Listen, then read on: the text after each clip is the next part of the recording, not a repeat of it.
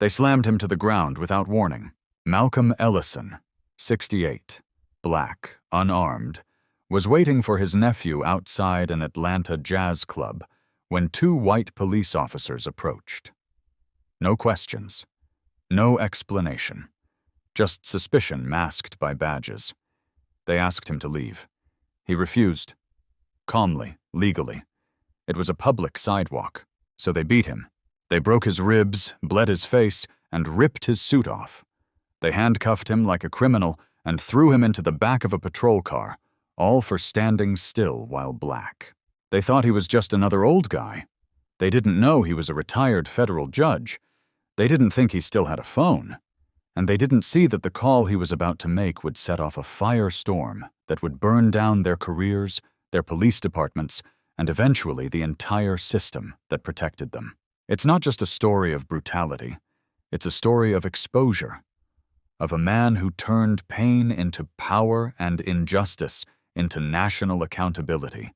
Hit subscribe if you believe the system must answer for what it does in the shadows. Like this video to support Malcolm Ellison. They thought no one was watching because of what they did to him. They were wrong. He was undeterred. Malcolm Ellison, 68, stood alone as the evening crept through Atlanta's Buckhead neighborhood. He looked out of place, but completely at ease, like a well-placed painting in a room long since forgotten. His charcoal suit clung to his lean frame with the quiet dignity of old money. A sharp handkerchief peeked out of his breast pocket. His silver hair was neatly pushed back from his forehead. His posture, straight, unwavering, spoke not of arrogance, but of history. A man who had lived and lived well. He adjusted his cufflinks, an unconscious habit. They had been a gift from the Chief Justice himself on his retirement day. His fingers ran over the engraved initials, F.A., a lifetime of service, condensed into silver and satin. He stood outside the Blue Ember Lounge, a secluded jazz haven where Atlanta's elite sipped cocktails that cost more than a working man's week's worth of groceries. But Malcolm Ellison wasn't there for the atmosphere. He wasn't even there for himself. Inside, his nephew Marcus, a promising 24-year-old law student, was hosting a social for his colleagues. Malcolm Ellison had declined the invitation, said he didn't want to cast a shadow, that this was Marcus's moment. But truth be told, part of him had wanted to linger. Remember what it felt like to be just another man on the street. So he stood there, hands clasped behind his back, breathing in the delicate aroma of magnolias woven with distant exhaust, watching taxis glide past and valets jog for keys. A soft smile touched his lips as he imagined the music inside, a tenor sax sighing beneath a velvet voice, a sound that might have soothed his bones, if not for what was coming next. Across the street, a patrol car idled. He noticed it, the way men like him always do, not with fear, but with a practiced wariness. After decades on the Supreme Court, Malcolm Ellison's instincts were as sharp as a scalpel. And now they were kicking in. The officer in the passenger seat was watching him, not with curiosity, not with duty, but with suspicion. The squad car rolled forward, slow and deliberate. The passenger side window descended, and their eyes locked. Malcolm Ellison's aged and steady. The officer was young, white, and already coiled with contempt. He turned his head. "Please don't hesitate to challenge. Please don't hesitate to challenge. Do not flee. Just enough to acknowledge." His face stayed composed, but something sank in his gut. A familiar coldness he thought he'd buried with the 20th century. Footsteps. Heavy. Confident. Two officers crossed the street. The taller one, lean, sinewy, wore a smirk that hadn't known consequence. Officer Ray Deacon, his partner, broad, buzz-cut, fists that twitched before his words, trailed just behind. Officer Clint Moreland. Botare is barely in their 30s, both white, and both were already sure of what they thought they saw. Ray spat first, voice soaked in Southern contempt. "Old man like you? Don't belong in this part of town." Malcolm Ellison's chin lifted, ever so slightly. "I'm waiting for my grandson," he replied, his voice smooth as walnut, firm as granite. "He's inside." Clint laughed, a dry bark. "Always a story with you people." There it was. Malcolm Ellison knew the playbook. He'd ruled over courtrooms where this exact act unfolded with different costumes. His body stayed still, but his eyes scanned. He noted the angle of the squad car, the glint on their name tags, and the sidewalk's curvature. Every detail mattered when history turned violent. "You need to move along," Ray said. "Can't have suspicious characters loitering." Malcolm exhaled slowly. "This is a public sidewalk." That made them smile. "Oh," said Clint, stepping closer. "We got ourselves a smart one." Malcolm's breath caught just once, but he didn't show it. He reached into his inside coat pocket. Slow, deliberate, like every black man taught his son and his grandson, never move too fast, never make them nervous. His hand emerged holding his wallet, thick with a lifetime. He offered it to them. Ray didn't take it. He slapped it from Malcolm's hand. The leather hit the pavement with a dull thud. Cards spilled. A photo of Marcus as a child fluttered near the curb. Clint ground his boot into it. "Oops." A flicker of heat passed through Malcolm's chest. Not fear. Something older. Something deeper. Rage. "You've got no cause to harass me," he said, voice like iron. Ray stepped closer. "We got all the cause we need, Pops." Clint reached for his baton, tapping it against his thigh like a metronome of menace. Malcolm knew what came next. "I'm not going anywhere," he said. And in that moment, in that defiance, the air shifted. Ray grabbed him. Clint swung. Malcolm's knees buckled, a crack to the ribs, a blow to the jaw, then the sharp sting of steel against his wrists as handcuffs bit through his skin. Blood trickled down his temple. His suit, tailored in Italy, tore at the shoulder. They tossed him into the squad car like a dog with mange. But as the door slammed shut behind him, Malcolm didn't wince. He smiled. Not because he was brave, because he still had his phone. And he was about to make a call that would turn their night and their careers into a national firestorm. The sharp snap of cold steel around Nathaniel Braxton's wrists felt more symbolic than real. Not because the pain wasn't there. It was. But because that moment carved something deeper into his bones than bruises ever could. They had him. On a public sidewalk. Outside a jazz lounge. For standing still. Blood trickled down his forehead, warm against the chill of the Atlanta night.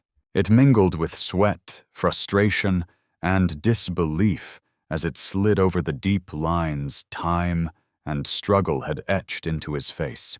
His once pristine suit, charcoal wool, hand-stitched in a small tailor shop near Howard University, hung in tatters. His crisp shirt had soaked up the first wave of blood. A thin layer of crimson now glistened across his collarbone, staining decades of dignity.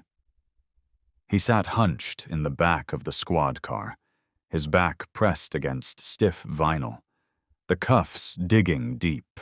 From the front seat, the two officers chuckled like they'd just returned from a hunting trip. Officers Jason Harlow and Brent Keene. Young, white, reckless in the way only those who've never been held accountable can be. They snorted every time Nathaniel winced. One mimicked his educated tone. "Excuse me, sir, this is a public sidewalk," before the other burst into a wheezing laughter. "You believe that? I've got every right to be here," Harlow sneered, glancing at his partner. "This guy thinks he's still got rights." Nathaniel didn't respond. Not out of fear, but because he was counting every detail, every movement, every word, names, badge numbers, the pressure of the baton. The first, after all, was logged in his memory like a court record waiting for its judge. But right now, there was no courtroom, no robe, no bench. Just 2 badges and a locked car. Helplessness has a sound. It's not silence. The low hum of injustice when it slides in unnoticed, like a gas leak. It's the wet breath you breathe when you hit the pavement harder than expected. It's the pulse pounding in your temple when you realize the law you spent your life defending has decided to forget your name. Nathaniel Braxton was no ordinary man. But they didn't know that, and they didn't care. Earlier that night, he had declined his grandson Elijah's invitation to join the law student mixer inside the Blue Note lounge. "This night's for you," he'd told him with a smile. "I'll wait out here. Take your time." He remembered how proud Elijah looked, how the boy had straightened his tie, grinned widely, and promised, "Just wait till you hear the band, Grandpa. You're gonna love it." Instead, the older man now sat bloodied in a patrol car, watching flashing blue lights reflect off the very club that was supposed to host an evening of laughter and jazz. The beatings had come quickly, not all at once. There's a rhythm to racial humiliation. It starts with suspicion, rolls into condescension, and crescendos with violence. First, they asked him what he was doing there. When he replied politely, "Waiting for my grandsons," they demanded ID. When he complied, they knocked the wallet from his hands. When he dared pick it up, Keene stomped on it. Then came the baton, the push, the crack across the ribs, the fist to the face, each blow a message. You don't belong here. You don't matter. As they drove, the weight of the moment pressed down on Nathaniel's chest. Not from broken ribs, but from something far more suffocating. The knowledge that even with decades of service tenure on the appellate bench, his name etched into legal journals and state constitutions, none of it mattered here. His skin color had made him invisible. "I'm gonna repeat this," Harlow said, turning slightly in the seat. "Should have walked away, old man. Now you're ours." Ours. That word slithered through Nathaniel's mind like poison. Not under arrest, not in custody, ours. Like property. Like cattle, as if he had no past, no humanity, beyond the rusted cage of that cruiser. But as the city blurred by outside, the pain in his body began to crystallize into something else. Clarity. They had made a mistake, not just in misjudging him, but in overlooking one thing. They hadn't searched him.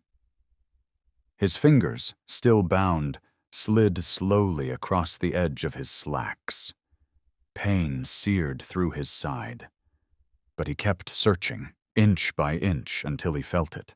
His phone, tucked deep in the inside pocket of his jacket, unnoticed. Still there, still active. His thumb hovered. He didn't call a lawyer. He called someone better. 2 rings. Then a voice answered. Measured. Powerful. Female. "Justice Ariana Miles," the voice said. Nathaniel's voice was cracked and bloody, but it didn't shake. "Ari," he said, using the nickname only her closest friends dared utter. "They got me." Silence, then sharp and steady. "Where?" "Atlanta, Buckhead Precinct. They beat me." Another silence. But this one had teeth. Then, "Hold." The line went dead. The world inside the squad car didn't change, but everything outside it had. That call would change the course of the night, of this city, of their lives. But right now, all Nathaniel could do was wait. Helplessness still wrapped him like a noose. But within it, a spark began to burn. In the background, Officer Keene turned the radio volume up. Country music blared. Somewhere in the distance, sirens screamed louder than usual. "Turn that down," Harlow muttered. Nathaniel leaned his head back against the seat. His ribs ached. His lip throbbed. But his mind? His mind was moving fast now. Through statutes, through case law, through history. They had tried to break a man. Instead, they had awakened a legend. The holding cell was small, silent, and suffocating. But Cole Harrington's spirit, though bruised and bloodied, refused to bend. The metallic taste of blood lingered in his mouth. He sat upright on the cold steel bench, hands trembling slightly from the pain, but his gaze was sharp, unblinking. Every breath burned, each inhale slicing through cracked ribs and tight cuffs. But still, he sat, watching, listening, remembering. Earlier that evening, they had dragged him through the double doors of the 14th precinct like he was a captured criminal. Officers Travis Holt and Brett Carlin hadn't said much once the doors closed behind them. Their laughter had been enough. It echoed in his mind, mingling with the sick thump of batons and fists. He'd given them his name, told them to check the ID they'd stamped into the pavement. But they didn't care. In their eyes, he wasn't a retired federal judge or a grandfather waiting for his grandson. He was just a black man in a nice suit standing where, in their minds, he didn't belong. And for that, they made him pay. But what they didn't understand, what they never understood, was who they had touched. They hadn't arrested some nameless man off the street.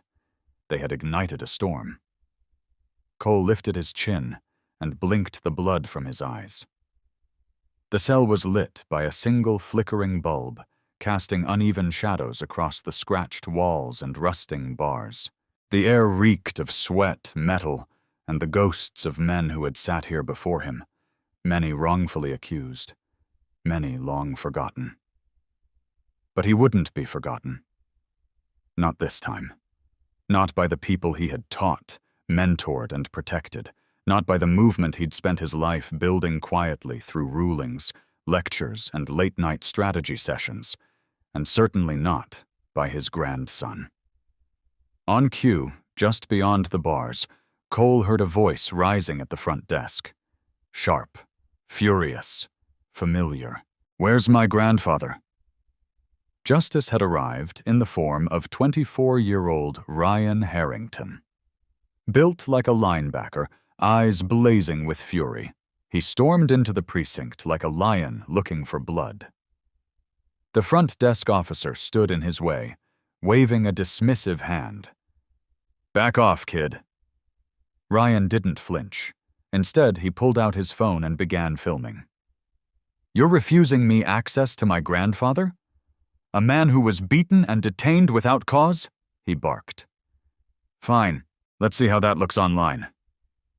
The officer stiffened, reaching for his radio, but Ryan was already broadcasting, his voice controlled but laced with fire. He turned the camera toward himself. "This is Ryan Harrington. My grandfather, former federal judge Cole Harrington, was arrested tonight outside the New Orleans Crescent Club for standing on a public sidewalk. They beat him. They refused to identify themselves. And now they're denying me access. If you believe this is wrong, share this. Right now." Within minutes, the video began to explode across social media, triggering a cascade of reposts, outrage, and calls for justice. Hashtags erupted. Free Cole. Justice for Harrington. No more silence. And while the precinct tried to carry on as usual, the tide was already rising. In the back, Cole sat straighter. Something had shifted. The air itself seemed to hum with a new frequency, a reckoning. He heard them before he saw them, Travis Holt and Brett Carlin swaggering back toward his cell. Their boots are heavy on the linoleum, but this time there was something different in their steps. A twitch, a hesitation. "You've got a call," one of them muttered. "Make it quick." The smirk on Holt's face was smaller now, his confidence chipped by something he couldn't quite name. Or maybe it was the volume of angry notifications hitting the precinct phone lines. Either way, he didn't laugh as much this time. The cell door creaked open. Cole stood slowly, every movement a wince. They unlocked his cuffs with a rough jerk. But Cole didn't stumble. He didn't fall. He stepped out like a man reclaiming his name. Ryan's phone was already in his hand, trembling slightly as he pressed it into his grandfather's palm. "Are you okay?" he whispered. Cole didn't answer right away. He simply nodded and began to dial. 3 rings, then a voice. "Cole?" It was a former colleague, Claire Atwood, the Chief Justice of the United States. Trusted ally.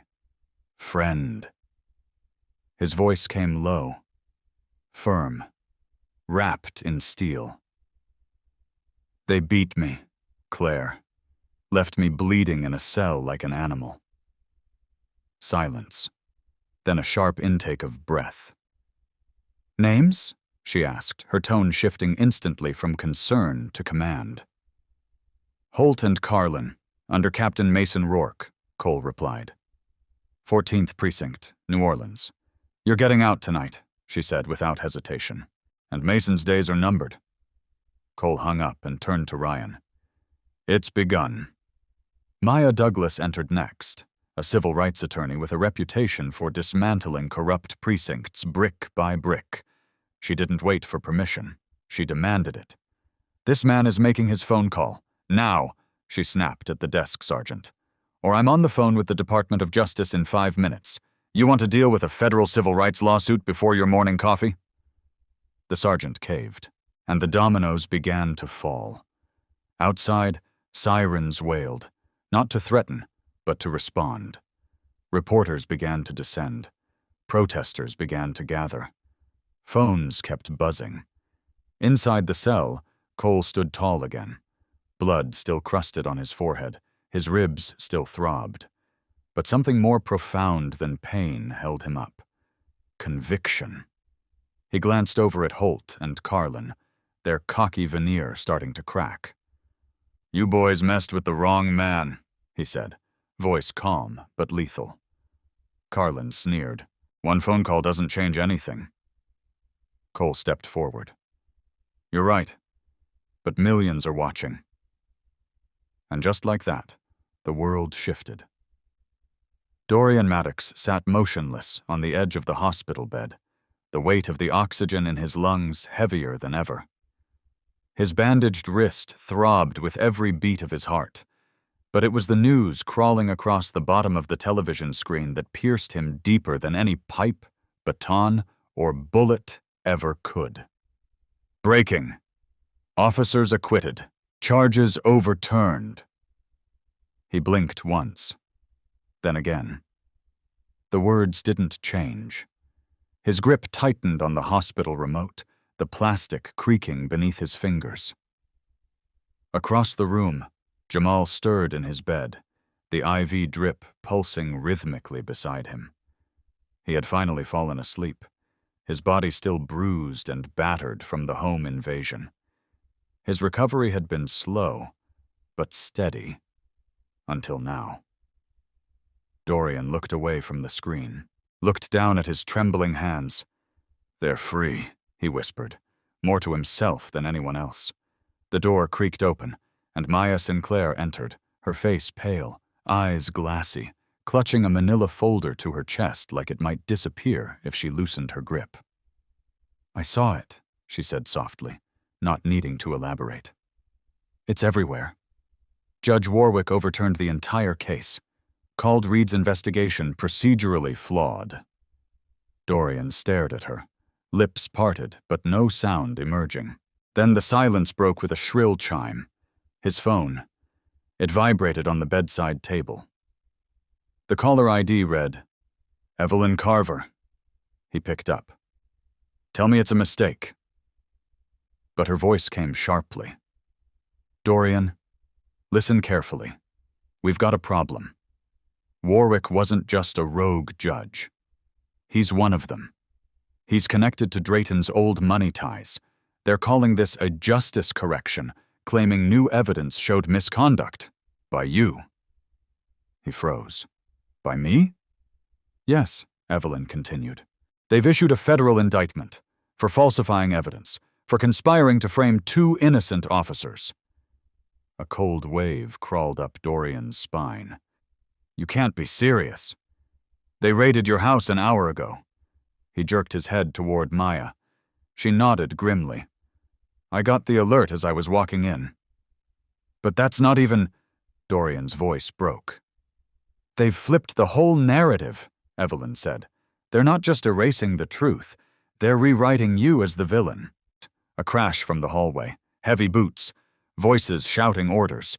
Dorian stood up just as 2 federal agents burst through the hospital door. "Dorian Maddox," one barked. "You're under arrest for obstruction of justice, evidence tampering, and conspiracy against law enforcement." Jamal sat bolt upright in his bed. "What? You can't be serious.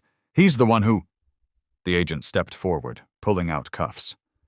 "Step away, kid. Don't touch him," Maya snapped, stepping between the agent and Jamal. "This is an abuse of—" The second agent shoved her aside, grabbing Dorian by the arm and forcing him toward the door. "You can explain yourself in court." "No," Dorian muttered, then louder. "No, this is wrong. I proved they were guilty. I showed the world what they did." "You planted evidence," the first agent growled. "You doctored footage.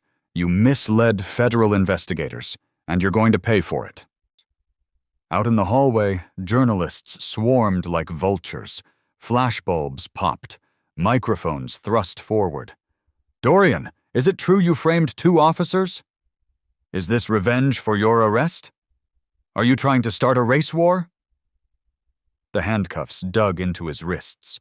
Dorian got thrown into the back of an unmarked car. Through the tinted glass, he caught a glimpse of Jamal's face. Rage, fear, and disbelief all tangled together. Then the car pulled away. She paced the floor of Maya's office, now a makeshift headquarters, and her only lifeline. Her disbarment was just hours old. The state had yanked her license in an emergency ruling over so-called ethics violations. A thinly veiled punishment for standing by Dorian. Jamal, freshly released from custody on bail, sat on the couch, staring at the floor. "They got him," he said, voice hollow. "They got my grandfather." Maya stopped pacing. "Not yet." "How can you say that?" he snapped. "The judge threw everything out. The footage, the confessions, even the precinct keychain." Maya pulled a burner phone from her drawer, one Dorian had insisted they keep off the grid. She unlocked it, scrolling rapidly through a backup database. "I still have the files," she said. "Photos, footage, witness statements, unaltered, untouched." "Will anyone believe it?" Jamal asked bitterly. "They've painted him as a criminal, a con artist. Even you're disbarred." "They've built a lie," Maya said. "But lies crack. You just have to hit them hard enough." She tapped her screen. "I'm leaking it. Everything. To Lena Hayes. Independent journalist. Not tied to any network. She's covered Dorian's story from the beginning." Jamal watched her hands move. "You think it'll work?" "I think," she said, "they've forgotten who they're up against." Hours later, as night bled into morning, headlines screamed across the internet. Leaked files show Warwick ruling corrupt. New footage, Haskell and Pike planting drugs confirmed. Former Justice Dorian Maddox, frame-up exposed. Twitter exploded. Protesters reassembled. Hashtags surged. But inside a concrete federal cell in Washington, Dorian sat on a steel bench, reading a newspaper shoved under his door. His mugshot stared back at him under a headline. "Fallen hero?" He didn't flinch. He didn't look away. Instead, he muttered a single phrase under his breath. "They're scared. That's why they hit this hard." The system had turned on him. The court had betrayed him. His reputation was in shambles. But the fire in his chest hadn't dimmed. It burned hotter because this wasn't over. Not even close. The cold metal bench of the holding cell creaked beneath Malcolm Ellison's weight. His suit, once crisp, now clung in tatters to his blood-streaked frame. His wrist throbbed where the cuffs had bitten through skin, but his mind was no longer in pain. It was on fire. Across the hall, the precinct buzzed with lazy arrogance. Phones rang, officers laughed, and the same two men who'd brutalized him, Detectives Royce Harlan and Jace Maddox, slouched near the coffee machine, their smug voices echoing off the cement walls. They didn't know. They didn't know who he was. They didn't know the call he'd made from inside that cell. They didn't know they'd lit the fuse to a firestorm. At that very moment, outside the precinct, his granddaughter Alana Ellison stood firm at the front desk, eyes burning. A third-year law student, 25 years old and sharp as glass, Maya Voss flanked her, a civil rights attorney whose name made precinct clerks twitch. "I want to see my grandfather," Alana said, her voice like a judge's gavel. "Now." The desk sergeant, an overweight man with coffee stains down his shirt, snorted without looking up. "You can wait outside, little lady, or you can be arrested, too." Maya stepped forward, placing a single sheet of paper on the counter like a bomb. "That's a writ of habeas corpus, signed and stamped by a district judge. You're unlawfully detaining a retired federal justice. If you don't produce him in 60 seconds, I'll call the Department of Justice, the ACLU, and every camera crew within a 5-mile radius." The sergeant blinked. His hand trembled as he reached for the phone. "Hold on. No," Maya snapped. "Open the damn cell." Inside, Malcolm heard the jangling of keys. The cell door opened, and a young officer, barely older than Alana, stood sheepishly, avoiding his gaze. "You've got a phone call," the kid muttered. Malcolm stood slowly, every muscle burning. But his eyes were clear. He wasn't playing defense anymore. This time the call wasn't to a lawyer. It was to Evelyn Bishop, the sitting United States Chief Justice. "Malcolm?" came her voice, sharp, clipped, deadly calm. "I'm in a cell on Briarwood and 6th, Malcolm replied. "Beaten, bloodied, framed. I need the cavalry." There was a pause. The kind of pause only a woman like Evelyn could fill with dread. "They did what?" she said at last. "2 detectives, Royce Harlan, Jace Maddox. Captain Lawrence Briggs is in on it. I want them gone." "You'll have the DOJ in an hour." Malcolm hung up. The fuse was burning now. Outside, a crowd had started to gather. Protesters.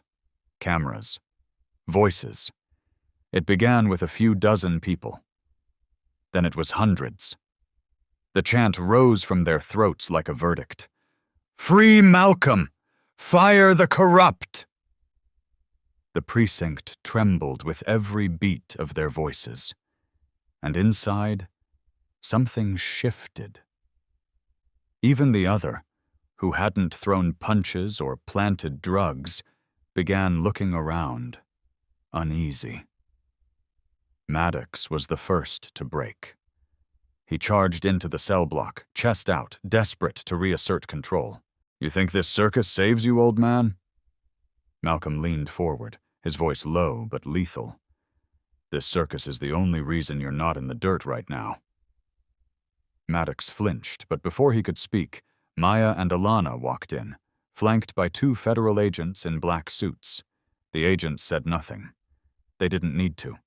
Their presence alone was a thunderclap.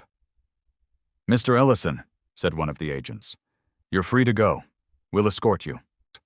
As they unshackled him, Malcolm glanced at Maddox, smirk gone, knuckles white on his holster. "This isn't over," Maddox muttered. Malcolm met his gaze, unblinking. "No," he said. "It's just begun." Outside, the crowd erupted as Malcolm stepped into the daylight. Alana rushed to him, tears streaking her cheeks, but her posture never faltered. She wrapped her arms around him and whispered, "They didn't break you." "They couldn't," he whispered back. "But they tried." Maya stood to the side, phone already in hand, uploading the footage she'd captured. Her fingers were steady. Her voice was fire. "This goes to every major outlet by sundown. Your case is going viral." Malcolm nodded once. "Good." A camera thrust in his face. A young reporter asked, "Judge Ellison, what do you want to say to the officers who did this to you?" He didn't blink. "I want to say this. You tried to bury me under your lies, but all you did was plant the seed of a reckoning. Back at the precinct, chaos bloomed like wildfire. Reporters lined the sidewalks. Protesters chanted through megaphones. Even junior officers were asking questions. "Is it true?" one whispered. "A retired federal judge?" "They planted what in his car?" said another. Captain Briggs slammed his door shut and barked into the phone. "We need to clean this up, now." But it was too late. An hour later, a breaking news alert hit every major network. Retired federal justice beaten, framed by Atlanta PD officers. DOJ launches full investigation. Clips of Alana's confrontation and Maya's legal threat. Malcolm's bloodied face. The chant of the crowd. The receipts were there. And so was the fury. Malcolm sat in Maya's office now, a glass of water in his hand, ice melting slowly. "You just took down the front of the house," Maya said. Malcolm nodded. "Now let's burn down the rot behind the walls." From that moment forward, the story wasn't about a single beating. It wasn't about one false charge or two racist cops. It was about exposure. It was about Malcolm shining a bright light from which he couldn't run. Names would fall. Ranks would strip. Power would shift. The old lion still had fight left in him. He'd just roared.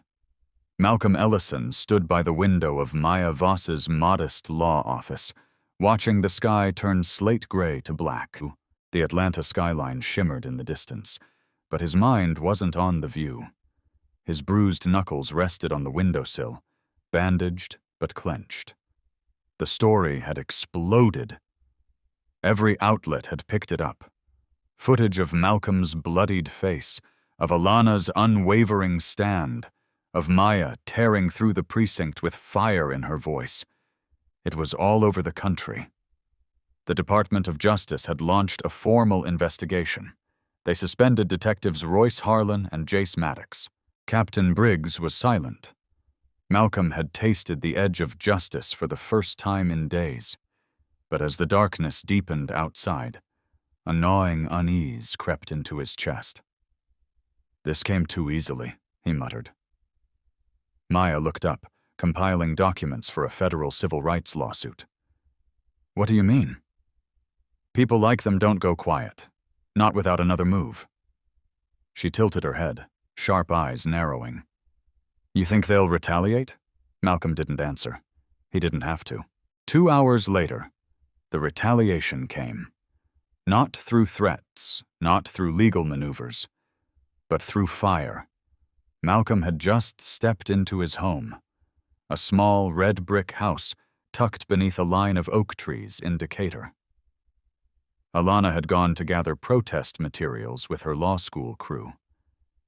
Maya was still at the office. For a brief moment, the silence felt like a balm. He sank into the worn leather armchair by the window, closed his eyes, and gave himself peace. Then the crash came. Glass exploded inward from the kitchen. The blast echoed like thunder. Malcolm's body reacted before his mind did. He dropped to the floor, crawling instinctively toward the nearest cover piece. A black-gloved boot stomped through the broken frame. Then another. Then a third. 3 masked intruders stormed through the breach like phantoms. Black hoodies, steel-toe boots, gloves tight around their fists. One held a baseball bat. Another had a crowbar. The third? A knife. Long. Clean. "You should have stayed quiet, old man," one growled, voice low and ragged. Malcolm barely had time to rise before the first blow landed. The bat caught his side, sending lightning through his ribs. He grunted, stumbling, catching himself on the wall. The crowbar slammed into the bookshelf, sending law volumes cascading to the floor. "What do you want?" he demanded, staggering backward. The man with the knife didn't speak. He stepped forward, calm, surgical. "This is your warning," he said. Then his eyes shifted behind Malcolm. A voice cried out, "Grandpa!" It was Alana. She'd come back. She hadn't even knocked. "No!" Malcolm roared. The man with the bat turned and swung. Malcolm hurled himself forward, grabbing the attacker's arm mid-swing. Pain ignited in his shoulder as the two of them fell. Alana screamed. He heard the crunch of her hitting the ground, and then fists rained down on his back. Boots slammed into his side. The world splintered into a storm of limbs and pain and roaring blood. They left as fast as they came. 3 shadows leaping through the window they'd broken, vanishing into the street like smoke. But not before one of them leaned over and hissed in Malcolm's ear. "Next time, the girl dies." Then a piece of paper, folded, crisp, was shoved into his coat pocket. He didn't move for several seconds. Couldn't. His body screamed, his lungs wheezed, and his vision blurred. But then he heard it. A cough. A groan. He turned his head and saw Alana. Blood on her lip, hair matted, but alive. Thank God. He crawled to her, pulling her into his arms, the two of them trembling against the shattered glass. "I'm okay," she whispered, trying to sit up. "You're not," he said, voice shaking. "But you're alive." That was enough for now. Within an hour, blue and red lights flooded the street. Federal agents, local police, and reporters pressed against the barricades. The story was already hitting social media. Civil rights icon attacked in home invasion. Granddaughter injured. Maya arrived, fury in her eyes and a camera in her hand. She captured everything: the broken window, the shattered bookshelves, the bloodstains on the floor, the slur scrawled in red paint across the hallway wall. Know your place. And it wasn't just violence, it was a message, an act of terror. "I found something," Malcolm said, as the paramedics checked his ribs. He pulled the folded note from his coat pocket and handed it to Maya. Her brow furrowed as she read aloud. "Back off, or the next time she won't wake up." Silence fell. Then Maya's jaw tightened. This was professional. Timed. Precise. "Cops?" Malcolm asked. "Could be, or ex-military. Either way, this wasn't some random attack." The DOJ launched a second investigation that night. Evelyn Bishop called Malcolm directly. "We're sending a team," she said. "Armed protection, round the clock." "Too late for that," Malcolm rasped. "They already struck." "I'm so sorry, Malcolm," she said. This isn't just about those 2 officers anymore." "No," he said. "This is systemic." Evelyn's voice lowered. "And it's not just Atlanta. This might go deeper than we thought." The following day, headlines dominated every screen. Ellison home attacked. Retaliation for justice? Terror on American soil. Civil rights legend targeted. Slurs, blood, and a burning system. The public roared. Hashtags surged. Justice. For Ellison, protect Alana, systemic terror. But inside Malcolm's home, even as agents swept through every room and protesters lit candles on the lawn, something else stirred. He wasn't just the man they attacked anymore. He was now the man they feared enough to silence. And that meant only one thing. He was getting close. Malcolm Ellison stood amid the wreckage of his home, bathed in the flickering blue of security floodlights, as federal agents swept through what was once his sanctuary. The air reeked of smoke and ammonia, the walls scarred by broken glass, hate-smeared paint, and jagged shadows. But it wasn't the blood on his collar or the bruise blooming beneath his ribs that gripped his thoughts. It was what he saw in the mirror that morning. Resolve. Hard. Cold. Unforgiving. They hadn't silenced him. They'd given him purpose. "I want the list," Malcolm said flatly, eyes locked on Evelyn Bishop's face through the secure DOJ video feed later that afternoon. Evelyn, the Chief Justice with a reputation for never blinking, even under pressure, faltered. "Malcolm, this is bigger than any of us. We have names, judges, officers, politicians. They built this network. They're part of it. But it's incomplete. If we release it now—" "I'm not asking you to release it," he interrupted, voice razor-sharp. "I'm asking you to give it to me." Silence. Then a slow exhale from Evelyn. "You're planning to go after them?" "I already am." Back at Maya's temporary office, a two-room setup above a community radio station, he laid the file across a folding table. It wasn't just names. It was a map of rot. Money trails, burner phone logs, falsified reports, redacted incident reviews. A shadow network threaded through Atlanta, out into Georgia, reaching fingers as far as Texas, Florida, and even Washington, D.C. "It's a damn machine," Maya whispered, her eyes scanning the documents. "All hidden beneath the illusion of law and order." "And we've only scraped the surface," Malcolm replied. "Briggs wasn't the end. He was a doorman." Alana, her face still bruised, but her eyes alight with fire, leaned in. "So what do we do?" "We drag them into the light," Malcolm said, his voice low, almost a growl. "One by one." The first crack came in the form of a name: Deputy Commissioner Lowell Raines. On paper, he was clean, commended, decorated. But the ledger showed otherwise. Coded payments routed through shell foundations, all connected to precincts where incidents had been buried. Malcolm and Maya met with a whistleblower that night, an ex-precinct clerk named Vanessa Klein. Nervous, fidgety, eyes darting at every passing shadow. "You didn't get this from me," she muttered, sliding over a flash drive. "They'll kill me if they know I talked." Malcolm clasped her hand. "You did the right thing." She looked up, tears pooling. "I hope that still means something." The drive held the keystone. Surveillance footage showing Raines at a meeting, 2 nights before Malcolm's arrest, with Captain Briggs and both officers, Harlan and Maddox, in a basement bar. No uniforms, no recordings, except one, a phone forgotten under a table. The audio was scratchy but unmistakable. "Make it clean. Don't just rough up the judge. Make him a target. Paint the picture." "He's just an old man." "Exactly. No one expects it." Malcolm sat in silence after watching it. Then he stood, rolled up his sleeves, and told Maya, "Leak it." By dawn, the footage had gone viral. Deputy Commissioner caught in conspiracy to frame Ellison.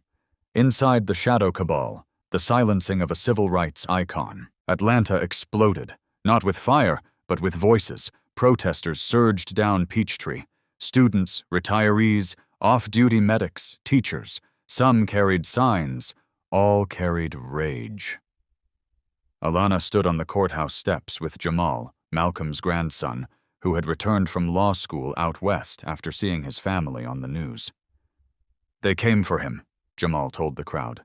"They'll come for anyone, unless we stand." But behind the headlines, the system pushed back. Within hours, the DOJ's internal investigation site was mysteriously disabled. DOJ agents who had promised support went quiet. The judge reversed her decision by signing the federal motion for Harlan's arrest. Cited procedural concerns. Even Maya received notice. The bar was reviewing her conduct. Her license, once merely threatened, now faced suspension. They weren't just fighting corruption. They were fighting the infrastructure of silence. "We need a break," Maya said that night, eyes bloodshot as she rubbed her temples. "We need something indisputable, a blow they can't bury." And Malcolm, staring down at the documents on the table, found it. A single receipt. A delivery from an off-the-books supplier. Tactical gear. Masks. Gloves. Boots. Shipped 3 days before the attack on his home. Signed by Detective Jace Maddox. They had their proof, and they had a plan. The following morning, Malcolm stood before a packed press hall. Cameras, microphones, and rows of journalists are ready to record. But instead of a press release, he brought a video. First, the footage of the off-duty meeting. Second, security cam footage from his home, unreleased until now, showing the masked intruders.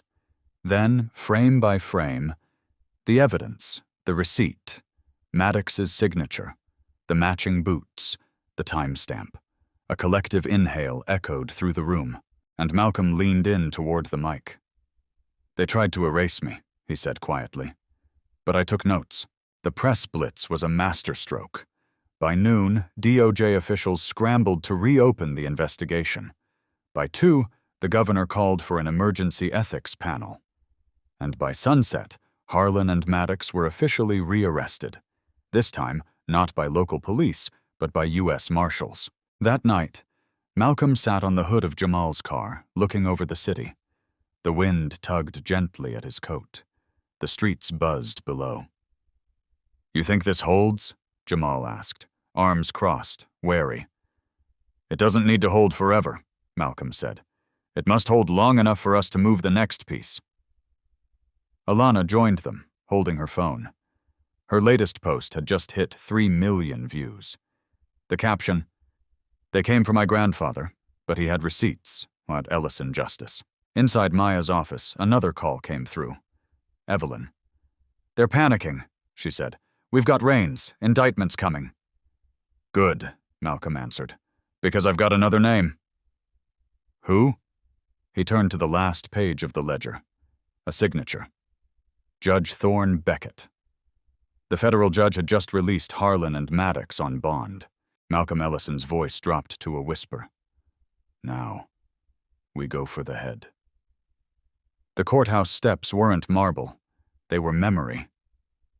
Malcolm Ellison stood beneath the early morning haze, his trench coat brushing his knees as a new wave of supporters filled the plaza, shoulder to shoulder, signs clutched tightly in gloved hands. The smell of roasted peanuts from a nearby vendor mixed with the crisp Georgia air. From above, a drone hovered quietly, its lens blinking red. But Malcolm didn't flinch.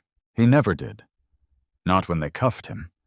Not when they planted drugs in his trunk. Not even when they bombed the safe house, which almost killed his grandson. And he wouldn't flinch now, not with a nation watching.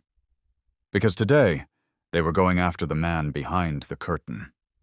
Judge Thorne Beckett. The drive held the keystone. Surveillance footage showing Raines at a meeting 2 nights before Malcolm's arrest, with Captain Briggs and both officers, Harlan and Maddox, in a basement bar. No uniforms, no recordings, except one, a phone, forgotten under a table. The audio was scratchy, but unmistakable. "Make it clean. Don't just rough up the judge. Make him a target. Paint the picture. He's just an old man." Exactly. No one expects it. Malcolm sat in silence after watching it. Then he stood, rolled up his sleeves, and told Maya, "Leak it." By dawn, the footage had gone viral. Malcolm crossed his arms. And the why? Maya slid a photo onto the desk. Beckett shaking hands with Raines, the now suspended deputy commissioner, at a 2018 fundraiser. Below that, a second image. A campaign donation check written from a Shell LLC, tied to the same militia group responsible for bombing the safe house. The amount? $250,000. Beckett's signature was clear. They knew this wouldn't be just a courtroom fight. Beckett wasn't a uniformed thug or a rogue officer drunk on power. He was a tactician, a puppeteer, the kind who could rewrite rulings from behind mahogany walls and call it jurisprudence. Taking him down meant doing it publicly, visibly, and precisely. "We release at 5 p.m., Malcolm said, tapping the check with his finger. "With the receipts, the connections, and the names. We tie Beckett to reins to the militia and the smear job against us." Maya nodded. "Lena Hayes has the exclusive. It'll drop online and air live on WNT at 5. "And Jamal?" Malcolm turned. "I'll be with her," Jamal said, eyes fierce, walking the audience through the timeline. Evidence, motive, all of it. Malcolm allowed a small smile. "Then let's take his crown." The day unfolded like coiled thunder. Word of an impending exposé spread fast. Protesters gathered outside Beckett's courthouse. News vans multiplied like ants. Rumors crackled over police radios.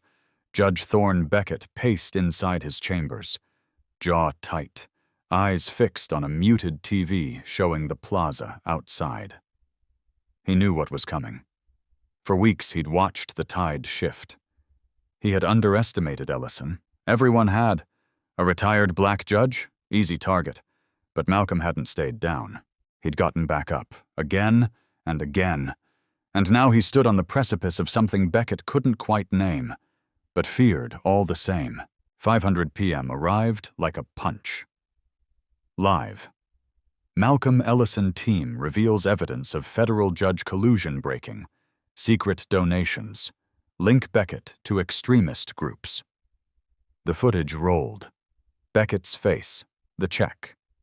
The audio from a confidential informant describes Beckett's instructions to delay DOJ subpoenas.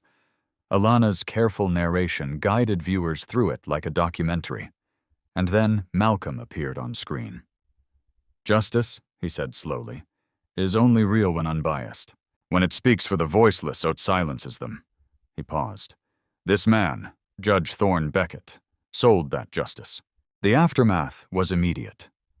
The Department of Justice announced a temporary review of Beckett's cases. Atlanta's Ethics Commission convened an emergency session. Federal marshals arrived at Beckett's home before the 6 o'clock news aired. But Beckett wasn't done yet. The very next morning, Malcolm received a letter. Hand-delivered. No stamp. No name. Inside, a single piece of paper, typed. "You may have exposed one, but we are legion. We don't bleed from one name. We burn cities with silence. You've won the crowd, but have you won the court?" Malcolm read it twice. Then he walked outside, stood in the plaza, and raised his fist. Reporters surged. Cameras flashed. And he spoke. "I received a threat today," he said, his voice calm and steady. "Not from a street corner or an alleyway. From the system itself." He held up the letter. "They say they are legion, that we cannot fight them all, that justice is a myth." He looked to the crowd, then to the cameras. "But they are wrong." A cheer erupted. "Because every time they struck us, we rose. When they planted drugs, we exposed them. When they bombed us, we rebuilt. And now, when they threaten our courts, we answer not with fear." He paused. "But with truth." The next hour was electric. Hashtags surged. Beckett exposed. #Ellison. Truth. #judges under fire. Politicians issued statements. Some are calling for accountability. Others are scrambling to hide their affiliations. Within 24 hours, the Office of Judicial Review placed Beckett under federal investigation. They froze his docket and stripped his credentials by emergency order. His future is hanging by a thread. Malcolm returned to the old bookstore late that evening. Jamal greeted him with a hug. "You did it," he whispered. Malcolm looked past him, eyes heavy but sharp. "No," he said. "We did." Maya approached, phone in hand. They announced they're expanding the probe and looking at 6 more federal judges, 10 officers, 4 elected officials. Good, Malcolm said. They should. She hesitated. You ready for the next step? He turned to the window, watching Atlanta's skyline shimmer. I was born ready. That night, Malcolm sat alone on the rooftop. The city pulsed beneath him. Not with sirens, not with fear, but with movement, with noise, with life. He pulled a folded photo from his pocket. A much younger him, fresh off the bench, eyes wide with hope. He looked older now, sharper, weathered. But his fire? It hadn't dimmed, it had only found its purpose. Washington, D.C. wasn't ready for Malcolm Ellison. He arrived not with a motorcade, but in a navy wool coat, creased slacks, and shoes still scuffed from the streets of Atlanta. His stride was steady, purposeful. His eyes scanned the Capitol's marbled heart with the calm fury of a man who had seen justice both honored and betrayed. To the casual observer, he was just another elder statesman, distinguished, weathered. But those who knew what had unfolded, those who watched his name climb trending charts, those who replayed the footage of him tied to a chair in a warehouse while ex-cops broadcast his torture live, knew better. Malcolm Ellison wasn't just here to testify before Congress. He was here to ignite it. Inside the hearing chamber, tension sat thick in the air like fog before a storm. Polished oak desks lined the room, journalists perched like birds along the edges, pens ready, cameras humming. Security presence tripled since the leaked threats against Malcolm's life. A senator from Wisconsin whispered to her aide, "This'll make Watergate look like a parking ticket." The aide didn't reply. He locked his eyes on the man walking through the side door. Malcolm took his seat, adjusted the mic, and when he looked up, there was no hesitation, only resolve. "Mr. Ellison," the chairwoman began, a steely-eyed legislator from Oregon with a civil rights plaque hanging in her office. "Thank you for appearing today." Malcolm offered a respectful nod. "I'm here," he said, "because the system that swore to protect me tried to bury me. I'm here because those with power have forgotten that law is not a shield for the privileged, but a promise to the people." A hush fell over the room. He continued. "I was arrested for standing on a sidewalk, beaten, framed. My grandson took the blows. My name shattered. They burned my house to the ground. And when that didn't silence me, they branded me a traitor. Officials doctored files. Operatives spun plots. The system weaponized fear." His voice didn't rise. It didn't need to. Every syllable struck like a gavel. "And yet," he said, leaning forward, "here I am. Not because I'm a hero, but because they failed." Outside, thousands had gathered on the Capitol steps. Not in anger, in unity. They held signs. "Justice for Jamal, judges aren't kings. We are all Ellison." The movement Malcolm sparked in Atlanta had rippled outward through Chicago, Houston, Oakland, and Baltimore.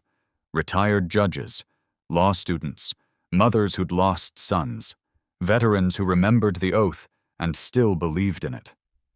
The plaza pulsed with chants, the kind that echoed off marble and shook monuments. Inside, the questions came fast and calculated. How did you discover the bribe to Judge Beckett? What was the DOJ's response to your early warnings? Do you believe the Supreme Court is compromised? Malcolm answered everyone. Firm, factual, fearless. When Senator Grayson from Arizona, a longtime skeptic of reform, attempted to corner him with a loaded question, Malcolm smiled faintly.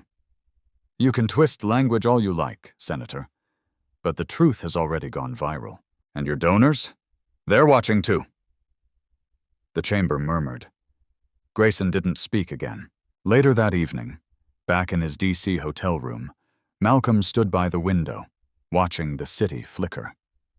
Maya Torres sat on the couch behind him, still flipping through her legal pad. CNN, MSNBC, even Fox, they're all replaying the hearing, she said. You lit a fire. Malcolm didn't turn. We lit it, he corrected. Jamal entered, a backpack slung over his shoulder, eyes bright despite everything. We've got invites to 6 universities, civil rights panels, law school conferences. They want you on stage, Grandpa. Malcolm finally turned. I didn't fight so they could hear me, he said softly. I fought so they'd listen to you. Jamal blinked, his throat catching. Maya said nothing. She didn't have to. 2 days later, the DOJ announced the Ellison Accountability Act, a federal proposal mandating independent oversight for all law enforcement misconduct investigations, limits on qualified immunity, and a federal registry for officers fired due to abuse. Evelyn Carver, Chief Justice, gave a rare public statement supporting the proposal. The Senate Judiciary Committee scheduled its first vote in weeks. The momentum was real, palpable, unstoppable, or so it seemed. Then came the envelope, unmarked, slipped under the hotel door. Malcolm opened it slowly, careful not to let Jamal or Maya see the shake in his hands. Inside, a photograph of Malcolm. Standing outside the Capitol, surrounded by his supporters, crosshairs drawn on his chest in black ink. Below it, a single typed sentence. 1 bullet ends the myth. That night, Evelyn called. Her voice was rough, urgent. There's chatter from militia channels. Retaliation. We're doubling security. Malcolm exhaled. I won't hide. I know, she said. Just stay sharp. They're losing ground. That's when they bite. On the final morning of his D.C. trip, Malcolm stood once more before a sea of reporters. He held up the photo. I received this last night, he said calmly. A threat, a warning, an invitation to fear. He let it drop to the podium. I decline. Cameras flashed. He looked out at the sea of faces. This movement isn't about me. It's about Jamal, about the next voice they try to silence, the next judge they try to buy, the next truth they try to bury. He raised a finger. They can aim for me all they like. Then, raising his voice, but they will never kill what we've started. The crowd erupted, a wave of sound that thundered against marble. And Malcolm smiled for the first time in weeks, not just with his mouth, but his eyes. That evening, the Senate passed the Ellison Accountability Act through committee. Next stop, the floor. The movement, global. Other cities began investigating judges. Activist lawyers were emboldened. Young black men, for the first time in years, marched with more than anger. They marched with hope. Malcolm returned to Atlanta a week later. The safe house was gone, reduced to rubble. But the city had changed. The 17th precinct? Reformed. New leadership. Federal oversight is in place. Jamal walked beside him, now prepping for his first major civil rights case. Maya? The state had disbarred him, but she was already filing appeals, backed by a small army of legal volunteers who called her General Torres. Malcolm stood in front of the old bookstore. They tried to erase me, he said. Jamal nodded. They made you immortal instead. Final words to the audience. So now we ask you, comment 1 if Malcolm Ellison's has sparked lasting change. Comment 2 if you fear the shadows still stretch too far. Smash that like button if you believe in courage, in truth, in a justice system that can be reclaimed, not by power, but by people. Hit subscribe because this story's not just about Malcolm. It's about all of us. And the next chapter? You're part of it. We remember that his story is not unique. For every Malcolm Ellison, we never hear hundreds of names, people silenced before they could speak, Lives shattered in silence. Cases that never make the news because the system knows how to bury its own mistakes. But not this time. And not if we stand together. Here's what you can do. Learn your rights. Know what to say when stopped by the police. Know what they can and cannot do. Record everything. Cameras are not just tools. They're shields. They're witnesses that don't lie. Speak up. If you see abuse, document it. Share it. Expose it. Support victims. Like, comment, and amplify. Sometimes public pressure is the only justice they'll ever get. If Malcolm's story moved you, if it made you angry, made you think, and woke you up, then do something about it. Hit that like button to show you stand with Malcolm. Drop a comment below. Justice for Malcolm if you believe this fight isn't over. Subscribe to this channel if you want more stories like this. Stories the system tried to bury, but we refuse to let die. That isn't just a channel. That is a movement, a reckoning, a promise that no voice will go unheard, no truth will stay buried, and no badge will protect corruption from the light. They tried to erase Malcolm. All they did was make him immortal, and we're just getting started.